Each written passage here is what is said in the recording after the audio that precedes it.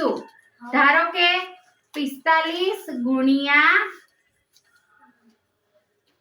56 કર્યા મેં, બરાબર। હવે બે રકમ હોય તો આપણે એકમ દશકનું શૂન્ય મૂકવું પડે।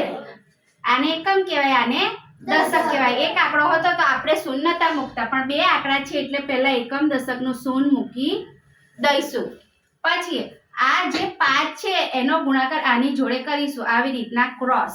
આ કયો સ્ટેપ થશે તમારો? પહેલો સ્ટેપ। 5 નો ગુણાકાર 5 જોડે કરશું એટલે 5 નો ઘડિયો 5 સુધી બોલવાનો। 5 5 કેટલા થશે? 25। તો અહીંયા જે પહેલી રકમ આવે તે આપણે અહીંયા જવાબમાં નીચે લખીશું। આની નીચે જ લખવાની એટલે તમે સરવાળો કરો તો એમાં ભૂલ પડે નહીં। પછી જે બીજી રકમ આવે તે કઈ મૂકીશું? અહીંયા વદીમાં, બરાબર। પછી આપણો બીજો સ્ટેપ આ 5 નો અને 4 નો ગુણાકાર કરવાનો। આપણો કયો સ્ટેપ? બીજો। 5 નો ગુણાકાર 4 જોડે કરવાનો। 5 4 કેટલા થશે? 20। 20 થશે, એમાં વધી 2 છે એ ઉમેરીશું એટલે કેટલા થયા? 22। એટલે જે જવાબ આવે તે અહીંયા નીચે લખી દેવાનો।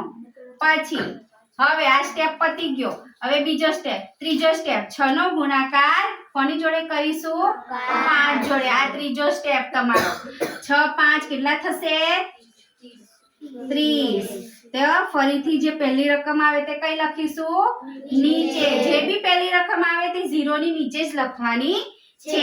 બીજી રકમ આવે તો અહીંયા કઈ લખીશું? ઉપર વદીમાં। મારો નાનો પૈડો છે એટલે સમજી જજો પાછા।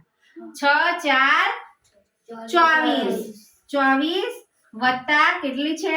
વધી 3 એટલે સરવાળો કરીશું તો કેટલા આવશે?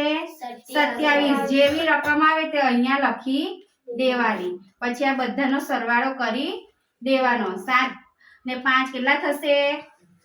12, બરાબર। તો એને જે વધી આવે તે અહીંયા મૂકીશું।